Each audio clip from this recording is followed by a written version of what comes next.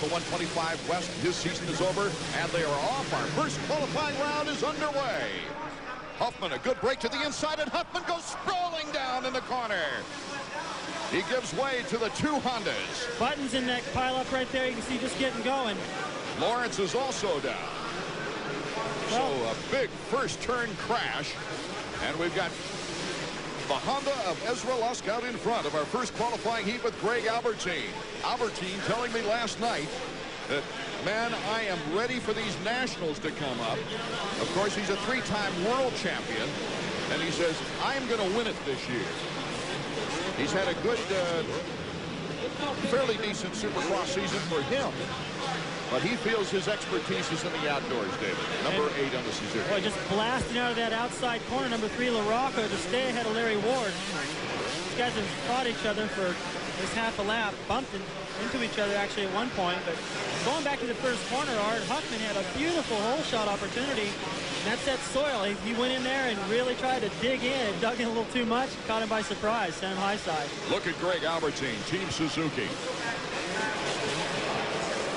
Albie, one of the 5 riders to go to the LCQ this year, and one of the 5 factory riders.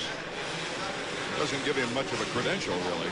But after 3 good races in a row and a decent start at Minneapolis last week, 1 mishap, and Albie ended up in 10th. It's just been that one little thing every race that's hurt Albie as far as getting up into the top 5. He's 10th in the points as we stand now. Well, if you look at that statistic, it's a little disappointing. But if you look at the way that Albie's been riding lately, yes, the guy's been riding fast, been getting great starts, mingling around with some of the heavy favorites. And it's got to be a good feeling for him to know that he can be on the podium at any particular time should he get the night together. Okay, it's Ezra Lusk pulling out in the lead. Greg Albertine in second. Mike LaRocco third. Larry Ward fourth. But right there behind Larry Ward is his teammate, Robbie Raynard. That's the bubble spot.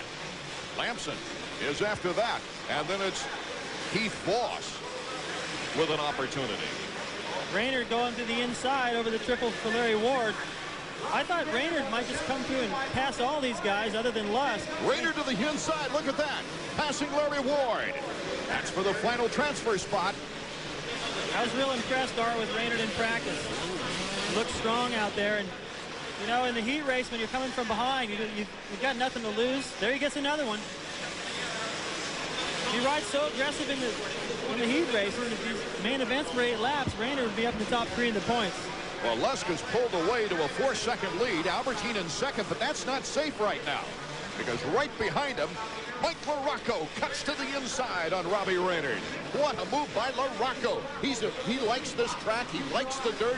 He says, I'm going to be a lot more aggressive. I can afford to be on this track. That was an aggressive pass, retaking Raynard. It was also, he had a lot of confidence in Raynard to know he wasn't going to dive inside while he was committed up in the air.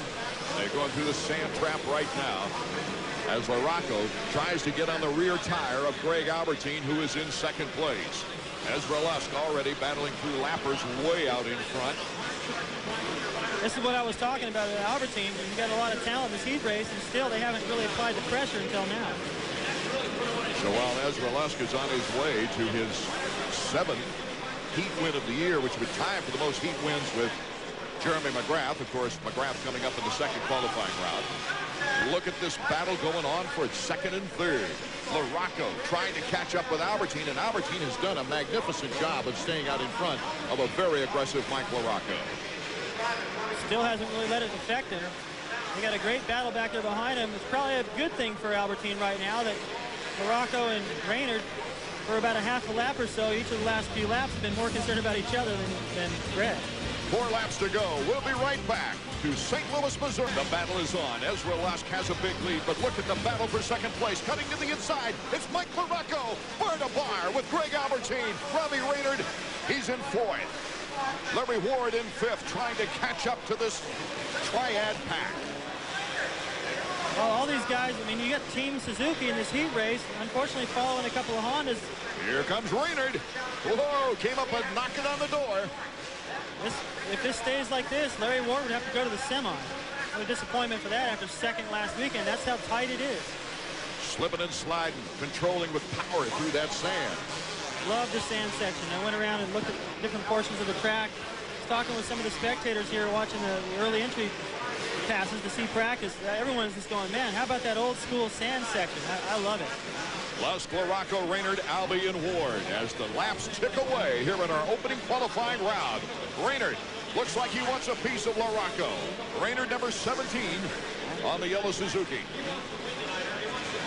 Raynard just got a little extra horsepower, a little bit tighter inside line, a few little sneaky sections out there where he can make up time and keep the pressure on. 8 wins in Phoenix and Anaheim highlight a rather disappointing season for number 17. And look at this. Raynard almost had the edge in that corner. He's testing him. Larry Ward is still in a position to qualify as he comes up on his teammate. We're on the white flag final lap. Mike LaRocco trying to fend off number 17, Robbie Raynard. Greg Albertine right now is in the final qualifying spot, but Larry Ward has picked it up a bit. LaRocco has really got to ride a perfect race from here out. You can't leave the door open anywhere. Here comes Raynard. Raynard's got a good advantage on this corner. Whoa, gassing it. They scrape the plastic on it, and number 17 comes out in front. Robbie Raynard moves into second place on the final lap of our opening qualifying round. That was just perfect balance, and Mike did leave that door just a little bit open approaching the straightaway. The checkers for Ezra Lusk. Ward, Lamson, Huffman, Button, Voss, some of the names that have to go on to the semifinal round. As we take a look at the riders now, number 1, Jeremy McGrath, getting ready for our second qualifying heat. You know, Ricky Carmichael was trying to shadow Jeremy during practice today. McGrath kept pulling off. We asked Jeremy about his practice routine. Yeah, a lot of guys try and follow me. They jump in behind me and ride and practice. But for most of my years through my career, I usually like to ride by myself. I try not to let anyone follow me. I just pull over and then I'll just ride by myself. Because I know I can ride fast. I just don't want anyone riding behind me or around me. I just want to ride by myself. 30-second board is up as McGrath gets ready along with Mikel Bichon, Sebastian Tortelli with very fast times in practice. Tim Ferry, the leading privateer. Ricky Carmichael's in this one along with the French-Canadian Jean-Sébastien Waugh. Nathan Ramsey, who just won the 125 West Crown. He is running right there. A 250, number 25. Sideways. The gate drops. Jeremy, a good start. Does he have the angle on the inside of that difficult first turn? Jeremy McGrath just barely edged out, I think it was Bichon. Yes. Bichon, number 5 on the Team Honda. As Jeremy McGrath to the inside of Bichon have a real battle going off here from the early going. Nathan Ramsey is in 3rd, Tortelli 4th, and Ricky Carmichael in 5th with Tim Ferry behind him. McGrath just jumping right past Bichon, and Bichon returns the favor, so a lot of action up front. Ramsey right there. Boy, this is some of the best qualifying action we've had all year, and we're in round number 11. Jeremy McGrath hounding Bichon as Bichon makes the slight mistake, and it gives the lead to McGrath. Well, you can pass McGrath, but you can't get away. The guy just sticks to you like glue, and you can't just not think about the guy. His front wheel's in your way every time you go to put your foot out for the corner. There, just forced Bichon to the outside into a mistake. Jeremy McGrath takes the lead with Mikel Bichon. Nathan Ramsey having a battle with Tortelli right now. Tortelli and Ramsey going at it for 4th. I'm surprised at Tortelli. You saw when he and Jeremy took off on the line, Jeremy just killed him coming out of the gate, but somehow Tortelli was able to stay this far up front. First turn really makes a difference how you get around there. Regardless of how you get there, if you get around there good, you can come out in good shape. That's what happened for Tortelli. McGrath takes a peek at the audience as we see Tortelli and Ramsey going at it. They're battling for 3rd right now, in 3rd and 4th position, and Tim Ferry's making a play on Ramsey. They bump. Ramsey goes down in the sand.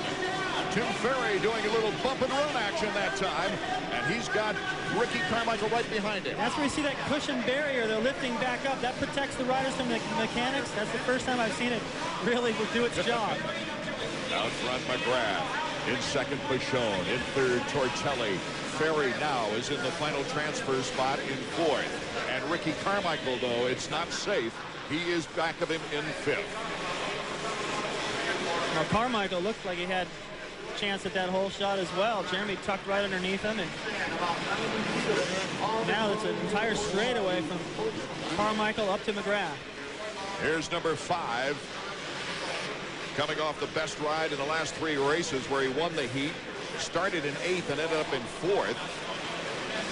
Lands on the podium every 3 or 4 races. I'm talking about Mikel Pichon, but he hasn't been able to consistently score outstanding performances. He really needs a good one here tonight as his teammate Sebastian Tortelli, number 44, tries to catch up with him from 3rd. Well, Pichon last week got stuck in the starting gate, came from dead last up to 4th, so he knows he's got the speed. Also last year he got the whole shot here and started to pull away before the pack, including Kevin Windham, who ended up winning the race, eventually caught him.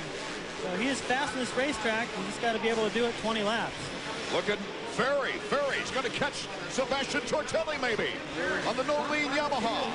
Ferry has 6 top Privateer Racer X Awards, and he's the leading candidate for Privateer of the Year. Beautiful move. Yes. He set that up after the triple. Tortelli looked over at him, took his concentration away.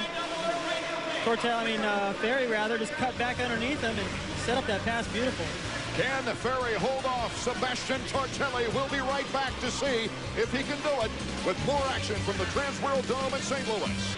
And Davey Coombs.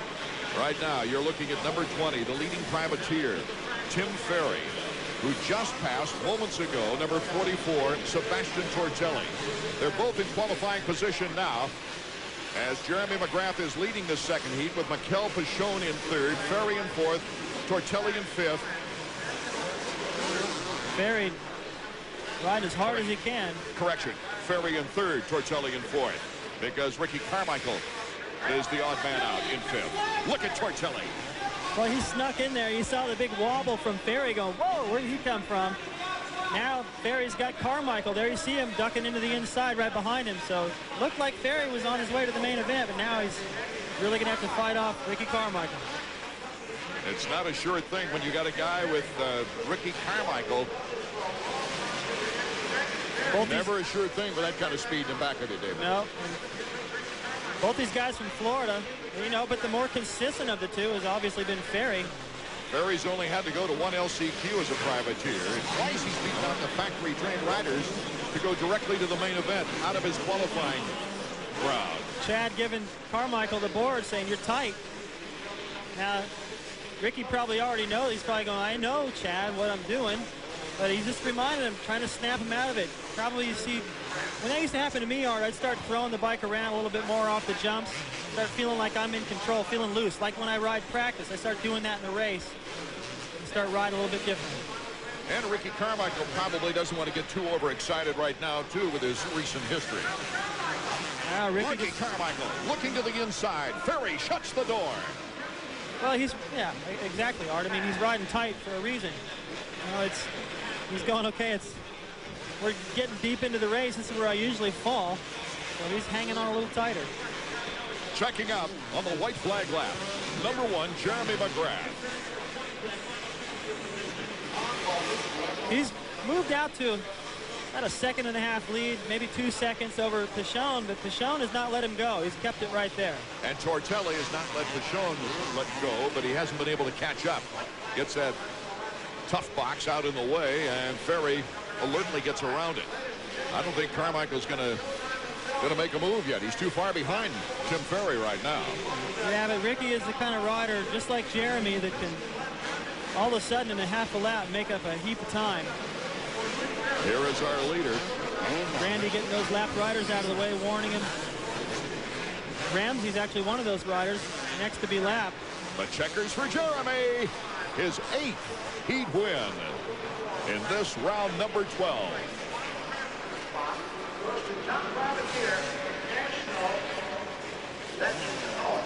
Jeremy McGrath taking the goggles off. It'll be McGrath, Pichon, Tortelli, and Ferry going directly to the main event. RC and Waugh will have to go on to the semifinal round. The 250 riders here in St. Louis out surveying the track, and with the guy number 1 on his back, Jeremy McGrath. He's been phenomenal this year. He's won 3 in a row coming into this stadium, and a win tonight ties last year's mark of 4 straight wins. He leads the points race as we take a look at the Suzuki point standings. Mike LaRocco in 2nd with Ward in 3rd, and Lusk, who's in 6th, he can slap a 25-point win on you most any time. Mike LaRocco interesting story, and he's the subject of this week's Honda Close-Up. Started in '95. I had two, pretty serious injuries that put me back, and then, I had some trouble '96, '97, and I honestly felt like I was starting over. Mike LaRocco is refusing to act his age. Riding for the Jack in the Box Factory Connection Honda was a new lease on his career. Early in the year, it was obviously a big help being on the podium 4 times and actually been in the points lead for a while. I felt real good. And I actually enjoyed Supercross this year, which I honestly was dreading early. LaRocco isn't the only top rider using experience to battle the young lions. McGrath is 27, LaRocco 28, and Larry Ward will be 29 next month. It's funny. I mean, they were just 2 or 3 years ago where 25 was the cutoff year, and Dowd came along and changed that. And I think with the bikes getting better, and I actually feel like I'm a better rider now too, and maybe safer, and it just seems like age is no issue. I mean, I watched Ricky go out and do a couple things right off the bat and hit the mat, and thinking, could have waited. It may not be an issue later in the race, and I think just playing it smart, and because there's some big jumps this year. The stuff that we're doing is, I mean, I would have never done years ago. Like you said, experience and knowing what to do and when to do it helps. Mike LaRocco of Factory Connection Honda is looking for at least his second time of becoming runner-up to the Supercross champion. This time around, he's enjoying it a lot more. That's this week's Honda Close-Up. Mike LaRocco. 6 podiums this year, David Bailey. Very consistent as he takes a turn around the track. Well, I'm going to sound like a broken record. I know he's happy to be up there on the podium, but he'd be a lot happier to pick up a win. Even if it's just one win, it does so much for your confidence. We've seen riders get that win and then go on a roll, and that's what Mike needs right now to try to close the gap on McGrath and take some confidence through the rest of the season, indoors and out. Larry Ward, as we mentioned, averaging 2 podiums a year. He's got 4 this year. His best podium year since 1995, when he finished second behind Jeremy McGrath in the point standings. He had 7 podiums at that time. And here is Jeremy, the man. And he's smiling under there, waving at some. I mean, the guy has so much fun. I watched him in practice this afternoon. He's just having fun out there, going as fast as anybody. Jeremy McGrath has mathematically eliminated all but 8 riders, other riders beside himself, of course, and 2 of those 8 riders are out for the season with injuries, and this is with still 5 races remaining on the season. As we take a look at the starting grid for the 250s, let's check in with Davey Coombs once more. You know what, these 20 guys down here on the starting gate, guys, there's already a bunch of energy, and maybe one of the reasons Jeremy McGrath was smiling, they were right in the middle of that Ernesto Fonseca, Kelly Smith ordeal we just saw in the 125 race, and I gotta tell you, Jeremy spent half that race out there alongside the track waving Ernesto on. He's a good friend of Ernesto's, and that was pretty cool to watch. It's tremendous to have a mentor like that, is it not, David Bailey? Well, it is, and I'll bet you Jeremy was patting him on the back going, way to go. Be aggressive, come from behind. It probably reminds him of himself back when he rode the 125s, and you picked out the race. San Jose, when he crashed in the first turn, came from last, same deal. I think he sees that Ernesto's going to be tough in the future, and maybe it's a good thing Jeremy's about ready to be done racing. As we go down the line with our camera, right next to Jeremy McGrath is Mikel Pichon, and number 44 is Tortelli. Number 3 is Mike LaRocco, second in the points. Ezra Lusk also should be right in there fighting away. 32nd board is up. Who will get the whole shot? This very difficult first turn was a defining factor of drama in the 125 main event. Will it do the same for the 250s here in the Trans World Dome in St. Louis? The fans have been treated to some great racing already tonight as we get set for our 250 main event. 32nd board still up. It has not gone sideways. It's get nervous time. This race has the potential, the first corner rather, has the potential to make something interesting happen, and we could see a new winner. All right, it's sideways, and we're off and running in St. Louis. McGrath to the inside. Make sure he doesn't overshoots it this time. But cutting in front of him is Mike LaRocco, along with Robbie Raynard. It is LaRocco in the lead. My goodness gracious, a guy who for years has had trouble with good starts in Supercross, has had better starts this year, and he's out in front with his greatest start of his Supercross career. This is fantastic. This is what he wanted. Talked to his team owner this afternoon. He said if he could just get out there, get a great start, he has the confidence that he can run with McGrath. Look who's right there really low. Jeremy McGrath to the inside. He closes the corner on him, rubbing the plastic. Look at the confidence right there. That's a perfect example. Mike just hammers that whoop section, goes all the way to the outside, leaves the door wide open, knowing that he can still hold on to that lead coming out. Here in the early going, it's LaRocco, McGrath, Pashon, Ward, and Raynard. But out in front, number 3, second in points. He's been so hungry for a victory this year. Pretty good showing for Suzuki so far. They got all their guys right up there in contention. Larry Ward in a battle with Pashon for third. It's Ward, number 7, taking third, but Pashon comes right back on him, squeezes him into the corner. Raynard is behind him. Excuse me, Art. Back behind this in 7th place, just moving into that spot ahead of Albertine is Ezra Lusk.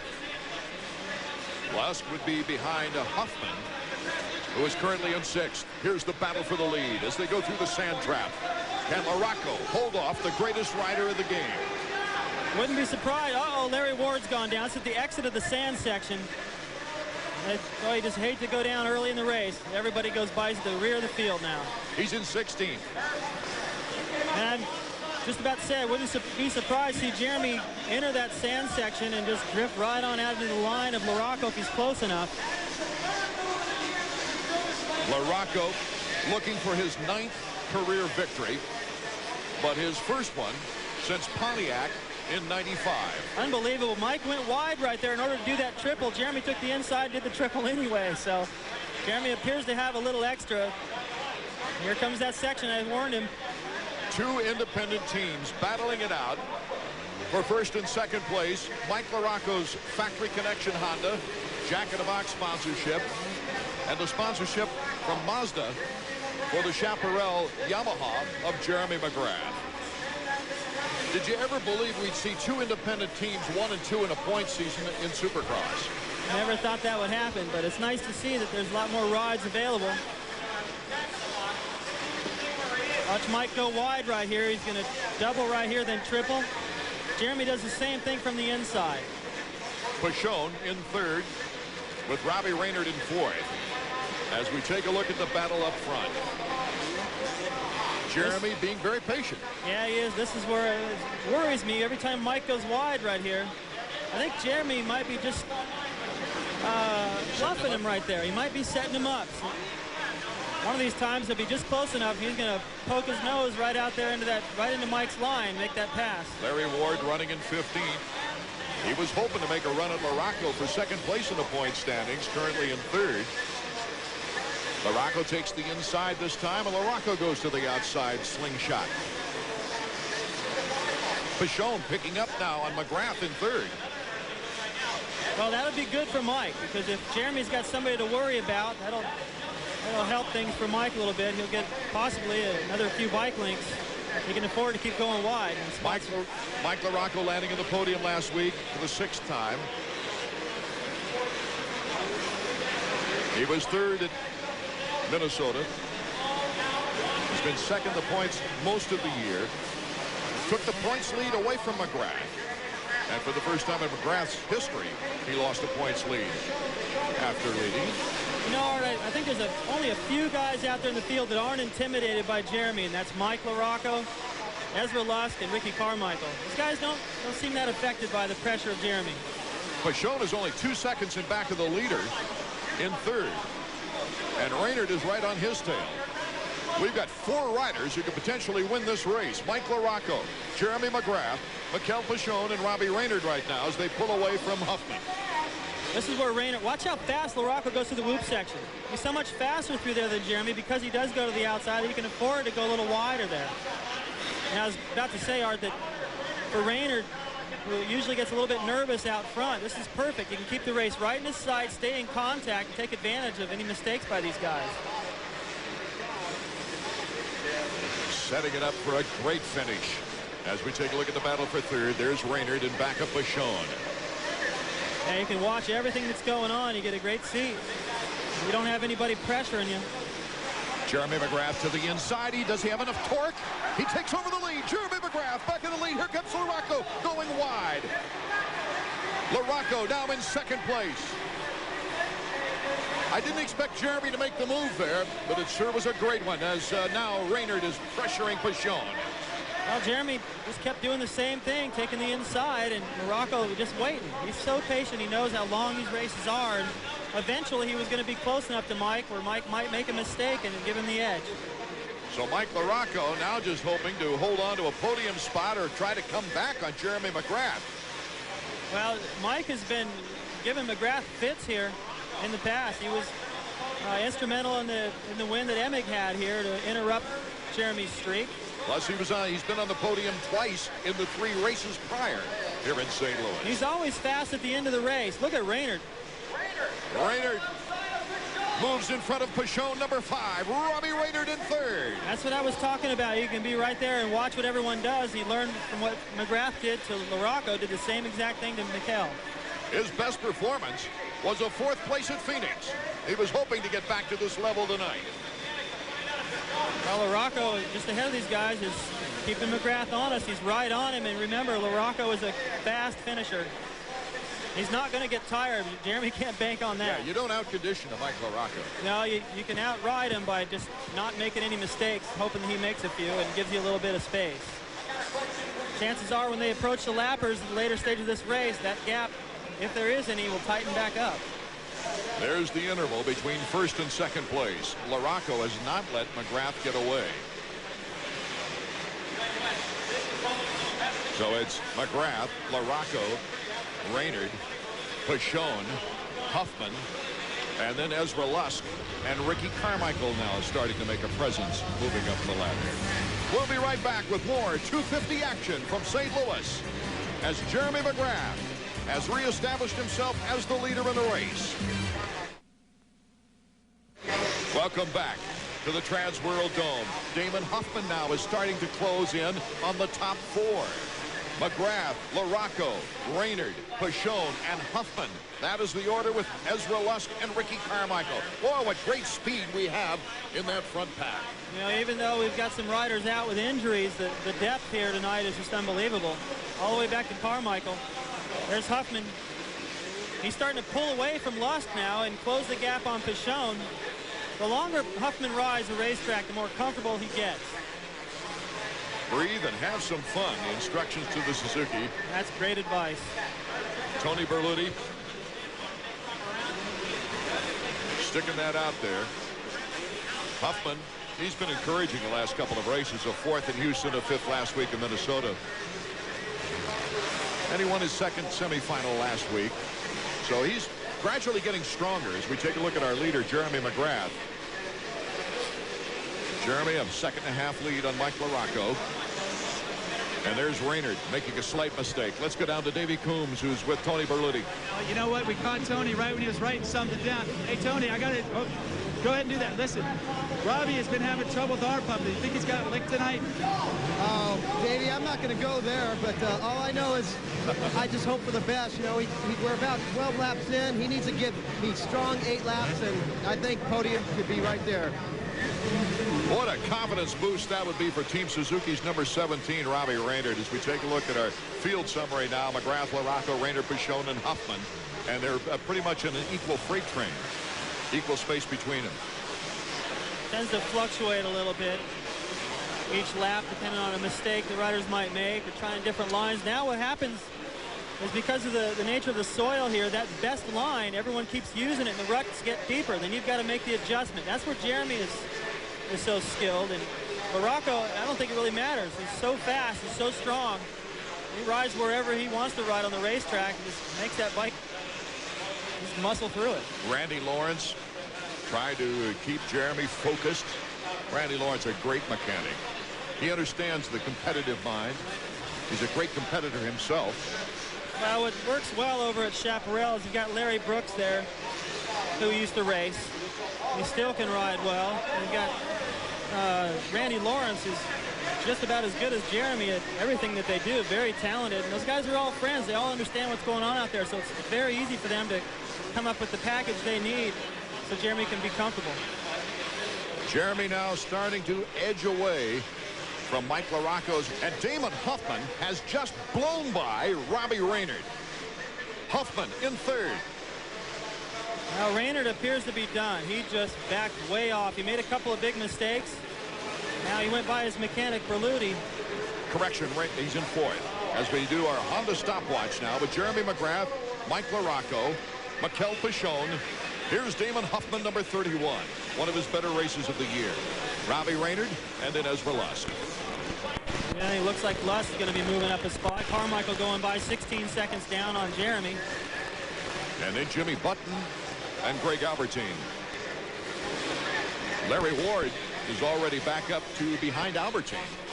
So Larry's been blitzing after going down.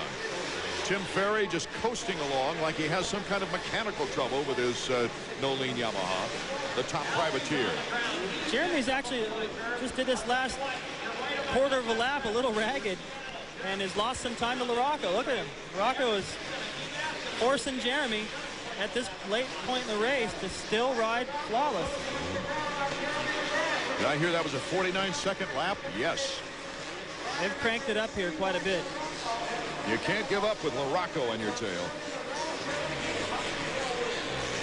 Mike saying, I'm having fun with Supercross for one of the first times in my career.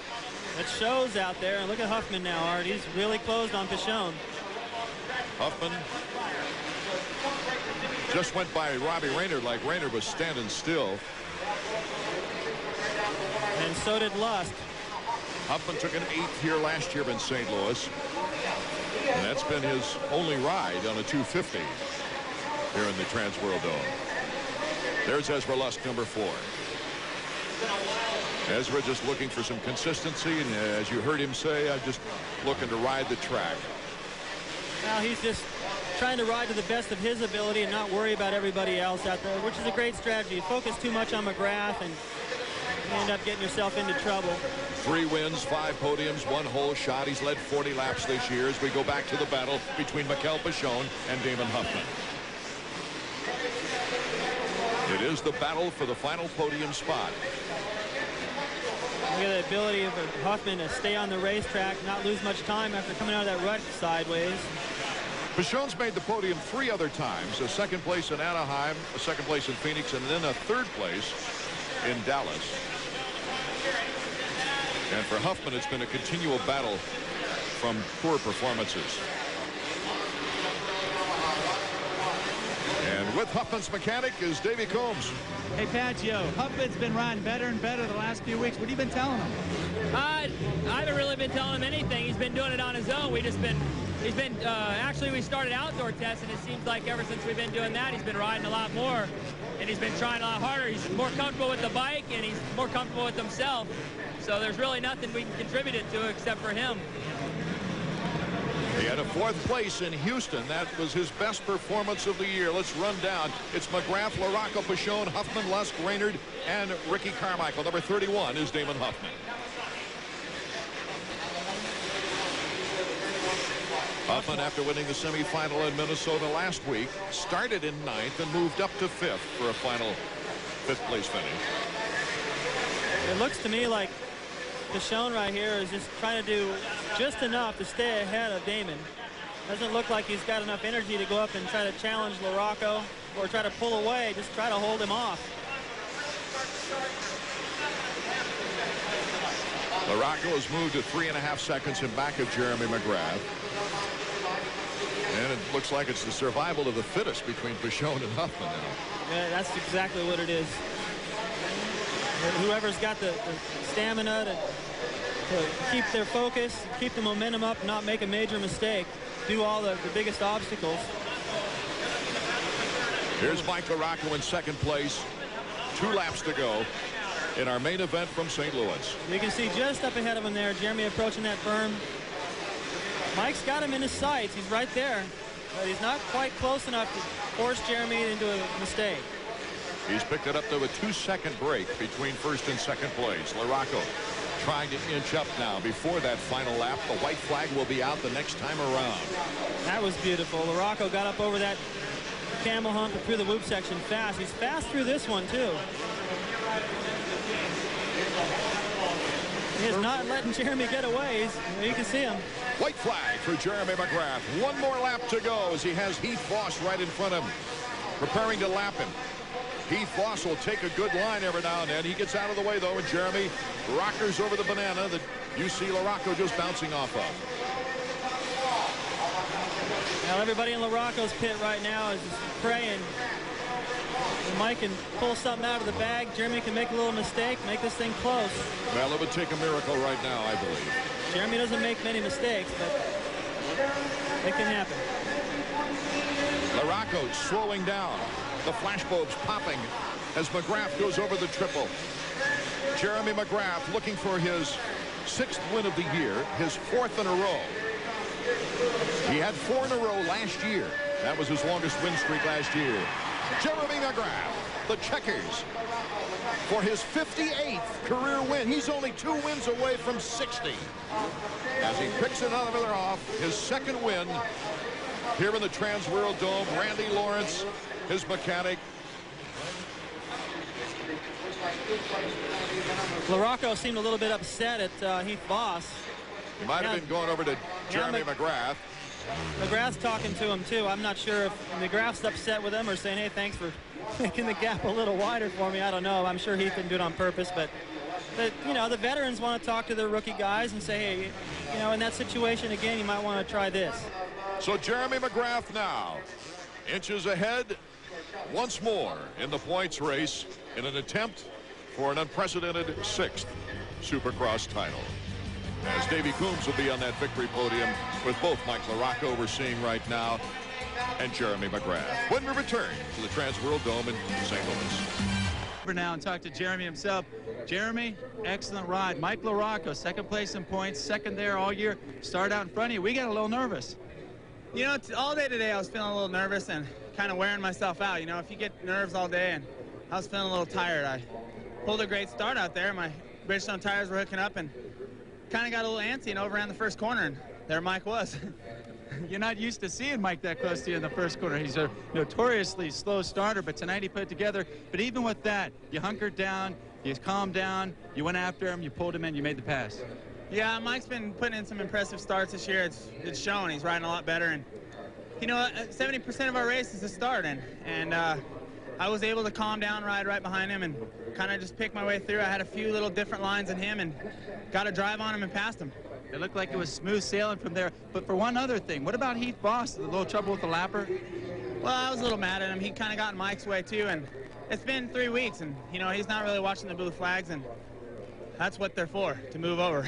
Well, still. Hey, listen, congratulations. I guess that's 58 wins, 4 in a row. The series looking good. Yeah, I'd like to thank Yamaha, Chaparral, 800 Collect, Mazda. I mean, no fear. We got a great team out there, and I couldn't do it without the combination of guys, and you know, it's hard work out there, and we couldn't do it if we weren't all together.